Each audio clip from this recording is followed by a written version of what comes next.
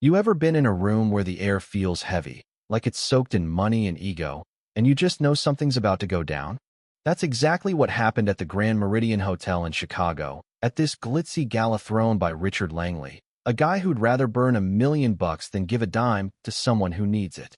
Picture this: crystal chandeliers, champagne flutes clinking, and 200 of the city's richest folks laughing at his every word until a little girl named Lily Harper, all of 10 years old, stepped out of nowhere and turned his cruel game upside down. It started with a spilled tray. Sarah Harper, Lily's mom, had been a server at the Meridian for years, working double shifts to keep the lights on after her husband passed, eaten alive by medical bills from a fight with cancer they couldn't win. She was invisible, gliding through the crowd, clearing glasses, head down, hoping to avoid trouble.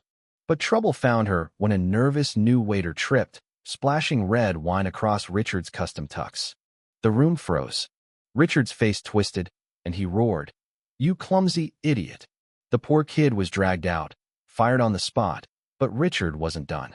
His eyes landed on Sarah, standing there with her tray, and he saw his next target. "You," he sneered, pointing like she was a bug he'd squash. "Server girl, come here." Sarah walked over, heart pounding, knowing nothing good was coming. Richard, loving the spotlight, circled her like a shark. "This," he said, pointing at the stain on his chest, "is a $10,000 jacket. Think you could afford that scrubbing tables?" The crowd snickered, some uncomfortable, others eating it up. Sarah mumbled something, head bowed, and Richard pounced. "No grace, no class, just look at you, shuffling around like you're half dead." Then he grinned, wicked and sharp. "Tell you what, let's make it fun. Dance a tango, right here, better than my wife, Isabella. Do it, and I'll give $50 million to any charity you pick. Fail, and you're done, no job, no nothing." The room gasped. It was a sick joke, a billionaire dangling a fortune he'd never part with, setting Sarah up to crash and burn. Sarah's face crumpled, tears spilling as the orchestra struck up a sultry tango. She couldn't dance, not like that, not in front of these vultures. And that's when Lily, hiding in a corner where Sarah had told her to stay quiet with her dog-eared copy of Charlotte's Web, couldn't take it anymore. "She's not dancing," Lily said, her voice cutting through the room like a bell. She stepped forward, blonde braids swinging, eyes blazing, planting herself between her mom and Richard. "But I will." The crowd went dead silent. Richard barked a laugh, crouching to her level, his voice dripping venom. "You kid?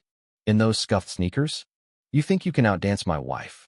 Lily didn't flinch. "My dad taught me how to dance before he got sick. I'm good enough."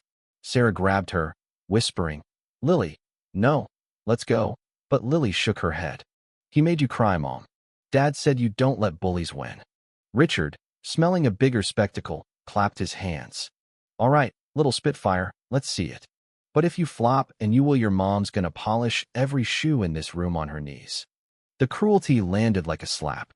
Even the crowd shifted, uneasy. Isabella, Richard's wife, a former dance champion with a smile like ice, glided out first. Her tango was flawless, all sharp angles and practiced elegance, but it felt cold, like a machine performing. The crowd clapped politely, and Richard smirked. "Beat that kid." Lily stepped onto the massive dance floor, looking tiny under the lights. She didn't pick a tango. "Play This Little Light of Mine," she told the conductor, who hesitated but nodded. The simple, soulful notes filled the room, and Lily moved. It wasn't a dance you'd see in a ballroom, it was raw, like a story unfolding. She started low, crouched, arms wrapped around herself, like someone hiding from the world.